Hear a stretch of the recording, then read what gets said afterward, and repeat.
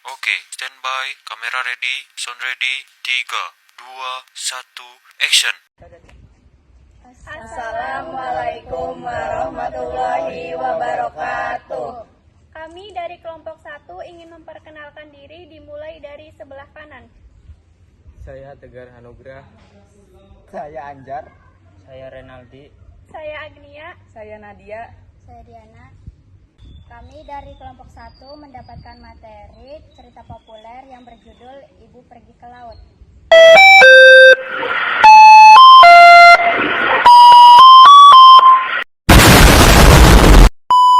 Assalamualaikum warahmatullahi wabarakatuh.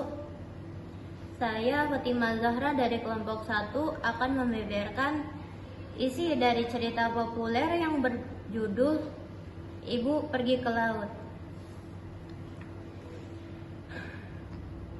Ayah bilang ibu pergi ke laut. Waktu aku tanya, kenapa ibu tidak pulang? Ayah menjawab, ibu mungkin tidak pulang. Tentu saja, kemudian aku bertanya, apakah ibu tidak kangen padaku? Dan ayah menjawab, tentu saja ibu kangen dan tetap sayang padaku. Tapi kenapa ia tidak pulang? Apakah ada seorang anak sepertiku yang ada di laut sehingga ibu tidak mau lagi pulang ke rumah ini? Sepasang mata ayah kemudian berair. Ibu seperti juga ayah seringkali pergi. Mereka bisa pergi berhari-hari. Terakhir yang kuingat, malam sebelum ibu pergi, aku melihat ia mengepak barang di dalam tas besar. Enak jadi orang yang sudah besar, pakaiannya banyak. Pagi sebelum ibu pergi, ia masih sempat mencium pipiku. Lalu seperti biasanya, ia juga mencium ayah. Kemudian ayah mengantar ibu. Enak jadi orang yang sudah besar, bisa pergi kemana-mana dan tidak harus terus berada di rumah. Sewaktu ibu mengupak barang, seperti biasanya, aku bertanya, apakah ia akan pergi ke Jakarta? Ibu menggeleng. Oh, apakah akan ke Surabaya? Apakah akan ke Medan?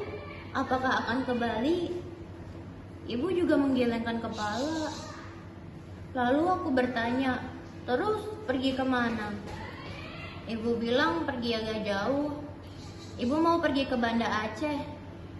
Aku bingung. Di manakah Aceh itu? Lalu ibu menjelaskan bahwa untuk pergi ke sana kita harus menyeberangi laut. Oh, ibu akan naik kapal. Ibu kembali menggelengkan kepala. Ia menjawab akan naik pesawat terbang. Wah, kenapa tidak naik kapal? Kan enak, bisa melihat banyak air. Ibu hanya tersenyum dan mencium pipiku. Ada saatnya aku tidak suka dicium, apalagi jika ciuman itu meninggalkan rasa panas di pipi. Kenapa banyak orang mencium pipiku, tetapi terasa sangat panas? Tapi lama ibu tidak juga pulang. Setiap kali aku bertanya di mana ibu, ayah menjawab, ibu pergi ke laut. Enak jadi orang yang sudah besar, setelah pergi ke suatu tempat, bisa langsung pergi ke tempat yang lain, seperti pergi ke Aceh, bisa pergi ke laut. Semua orang tiba-tiba terlihat semakin sayang padaku. Tetangga-tetanggaku, tante-tanteku, semua terlihat semakin sayang. Nenek dan kakekku bahkan perlu tinggal berminggu-minggu di rumahku setelah ibu pergi ke laut. Bergantian mereka mengelus-ngelus dan memelukku. Apalagi ketika menonton televisi. Di televisi, aku melihat banyak bangunan yang rusak. Aku melihat air yang berlimpah menghanyutkan banyak orang dan barang. Aku senang sekali dengan air. Aku bertanya dari mana air sebanyak itu. Nenek bilang air itu datang dari laut. Lalu aku teringat ibu. Bukankah ibu ada di laut? Nenek dan kakekku lalu terdiam. Mata mereka berair. Ibu tahu aku lebih senang air daripada udara. aku lebih senang ikan daripada burung. Dulu ibu sempat bertanya mengapa. Aku jawab, habis enak kalau main di air dan ikan-ikan itu terlihat lebih segar dibanding burung. Lagi pula, bukankah burung bisa terjatuh ketika terbang? Sedangkan ikan tidak mungkin jatuh. Aku pernah beberapa kali jatuh, dan jatuh itu sakit. Ibu pintar berenang. Aku sering diajaknya pergi ke kolam renang. Di kolam renang, ibu bisa seperti seekor ikan yang besar. Ia berenang ke sana kemari. Sering pula aku menumpang di punggungnya. Dan aku tahu alangkah enaknya menjadi ikan. Aku ingin cepat bisa berenang. Aku ingin seperti ibuku. Aku ingin menjadi ikan. Aku pernah bertanya kepada ayah, apakah ibu di laut menjadi ikan? Ayah bilang tidak. Ibu tetap menjadi ibu. Tapi berenang terus dan hidup di air, bukankah akan membuat ibu capek? Ayah bilang tidak, sebab ibu itu orang hebat. Aku senang sekali, ibu memang hebat. Dan di laut, tentu ibu akan menjadi apa yang pernah diceritakannya. Ibu pernah bercerita kalau ada ikan-ikan besar yang baik hati di laut. Ikan-ikan itu banyak menolong kapal-kapal yang akan tenggelam.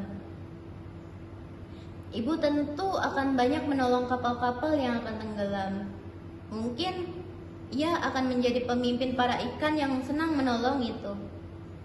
Kalau aku sudah besar, kalau aku sudah bilang seperti itu ke ayah, ia kelihatan bangga, tapi bibirnya gemetar dan matanya kembali berair. Ayah kemudian bilang, makanya aku tidak suka menunggu ibu pulang, sebab di laut ibu sedang menunaikan tugas-tugas mulia menyelamatkan kapal-kapal yang akan tenggelam. Aku mengangguk mengerti, dan ayah memelukku. Ada saatnya aku tidak suka dipeluk, apalagi jika pelukan itu membuat tubuhku terasa sakit. Sebetulnya aku sangat rindu pada ibu. Aku rindu cerita-ceritanya. Aku rindu diajak pergi ke kolam renang. Aku pengen dibuatkan kue-kue yang enak. Tapi kalau kemudian aku ingat bahwa ibu harus memimpin ikan-ikan yang baik hati, aku hanya bisa diam. Pasti ibu kasihan melihat kapal-kapal yang akan tenggelam. Di dalam kapal-kapal itu pasti banyak anak kecil seusiaku yang belum bisa berenang. Ya, ibu harus menyelamatkan mereka. Tapi setidaknya aku berharap ibu akan menelponku seperti yang dulu-dulu. Jika ia pergi dalam waktu yang cukup lama, mungkin di laut tidak ada telepon. Kalau tidak ada telepon, mungkin ibu bisa menitip surat untukku lewat kapal-kapal yang diselamatkannya. Atau jangan-jangan ibu terlalu sibuk. Mungkin aku harus mengirimnya surat terlebih dahulu, tapi aku tidak bisa menulis surat. Lalu aku teringat Mbak Memi. Siang itu aku menunggu Mbak Memi pulang dari sekolah. Ia tertinggal di depan rumah kami. Ia juga sudah sekolah dan temannya banyak. Aku sudah sering bilang ke ibu kalau aku pengen sekolah. Aku selalu tersenyum jika aku bilang seperti itu. Katanya sebentar lagi aku pasti akan sekolah. Ketika dari jauh, aku melihat Mbak Memi. Ayah diam, lalu ia mengangguk pelan. Aku lega. Aku mulai membayangkan ketika hujan turun, ada sehelai amplop terbungkus plastik bening yang hinggap di jendela. Ayah lalu mengantarkanku ke tempat tidur. Seperti biasanya, ayah kemudian bertanya kepadaku, aku mau diceritai apa malam ini? Semenjak ibu pergi, aku selalu meminta agar ayah bercerita kepadaku tentang laut. Ayah kemudian bercerita tentang sebuah kerajaan di bawah laut. Kerajaan itu indah sekali. Ibu ada di istana itu. Ayah mengiyakan. Lalu ia melanjutkan ceritanya hingga kemudian suaranya melambat. cerita ayah masuk ke dalam mimpiku. Di sana, aku melihat ibu sedang bercanda dengan ikan-ikan besar yang baik hati. Dan aku ikut bermain bersama mereka. Ibuku seperti biasanya membawaku berenang di atas punggungnya. Aku terjaga ketika wajahku terasa basah. Oh, aku hanya bermimpi. Aku merasa ayahku sedang menciumi wajahku. Samar ku dengar ia berkata, "Maya, kamu tahu aku dan Dinda tidak pernah baik-baik saja tanpamu." Lalu kurasakan suara ayah beralih menjadi suara tangis. Air matanya jatuh ke wajahku. Aku mengelap wajahku dengan rasa sayang. Aku tetap terdiam tanpa membuka mata. Tempat tidurku terguncang hebat. Tangis ayah terasa semakin kencang dan lama pula aku mendengar, "Maya, apa yang harus kulakukan? Apa yang harus kukatakan kepada Dinda?" Lalu kulihat lagi ibu bersama ikan-ikan sedang menyelamatkan sebuah kapal. Di kapal itu aku melihat ayah. Pagi harinya ketika aku bangun, aku kaget dan berteriak girang. Ada amplop dibungkus plastik bening di jendela kamarku. Dengan segera aku keluar rumah dan mengambil amplop itu. Lalu sibuk mencari ayah. Kemudian ia belum berangkat kerja. Ternyata ayah masih mandi. "Ayah, cepat! Ada surat balasan dari ibu. Semalam hujan ya?" Begitu keluar dari kamar mandi, ayah tersenyum. Iya Dinda, semalam hujan. Sekarang kamu harus mandi dulu, sarapan pagi bersama ayah, lalu kita akan baca bareng-bareng surat dari ibu."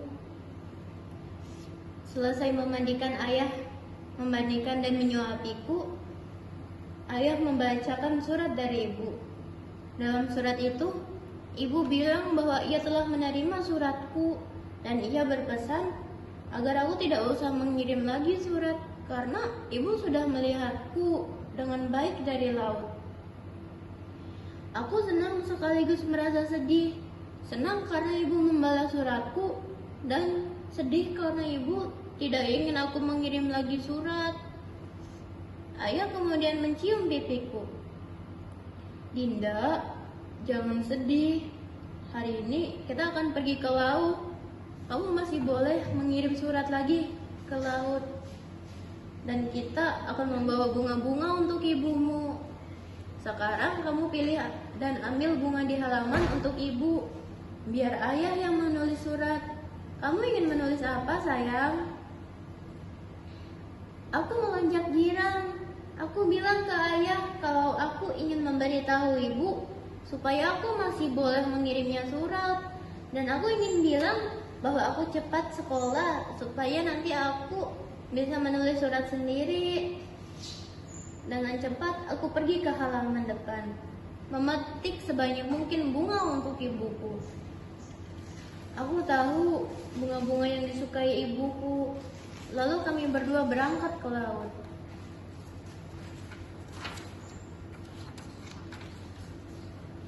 Sesampai di laut, aku senang sekali.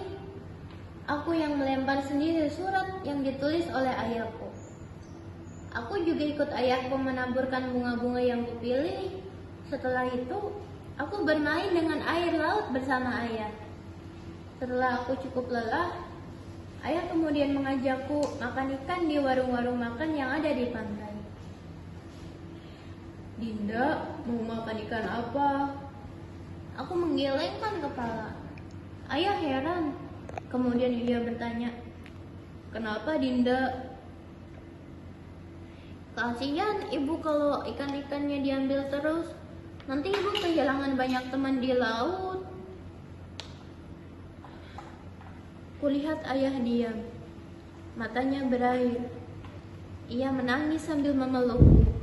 Aku heran sekali. Ayah sekarang gampang menangis.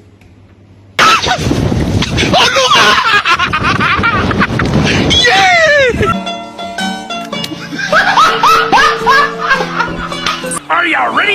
Pengertian mengembangkan rasa rindu seorang anak kecil Dinda terhadap ibunya yang pergi dan tahu kunjung kembali.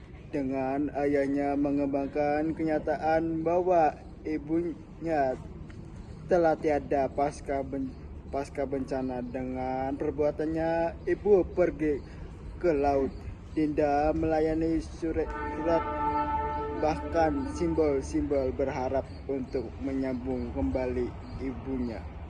Struktur abstraksi adalah kegelisahan Dinda akan ibu tak kunjung pulang. Orientasi adalah dialog dan narasi antara Dinda dan ayah tentang keberadaan ibu. Komplikasi adalah Dinda makin sering bertanya dan mengirim surat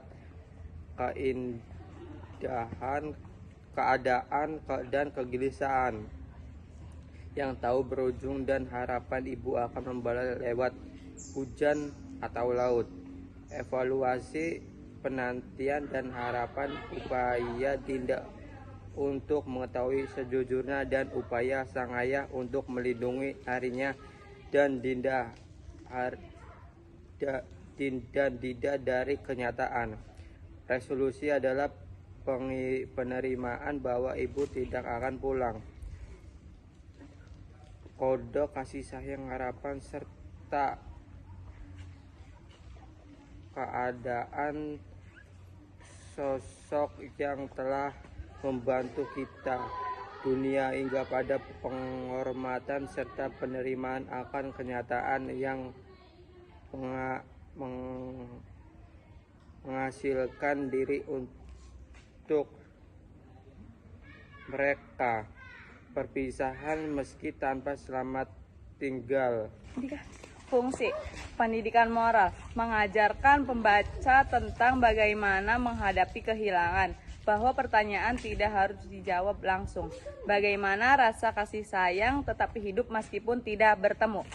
Sosial atau budaya menggambarkan konteks bencana serta bagaimana menyikapi kehilangan. Pengembangan empati terhadap anak-anak yang kehilangan sosok terkasih. Fungsi estetis, cerita menyentuh emosi pembaca menggunakan bahasa dan metafora sederhana. Jenis termasuk cerita pendek atau cerpen short story. Genre realistik karena menggambarkan situasi yang mungkin nyata. Kehilangan ibu karena bencana, rasa rindu anak kecil. Mungkin juga memiliki unsur tragis atau melankolis karena kesedihan dan ketidakpastian. Kesimpulan, cerita ini dibangun dengan struktur yang jelas, pengenalan, komplikasi, evaluasi, dan resolusi yang lembut tetapi tidak mengungkap semua, dengan sudut pandang anak yang memperkuat efek emosional melalui bahasa yang sederhana namun simbolis. Pengulangan, dialog, dan suasana yang melankolis. Pembaca dibawa merasakan kehilangan, ketidakpastian, dan bagaimana harapan tetap hidup melalui hal-hal kecil seperti surat bunga hujan. Oh my God!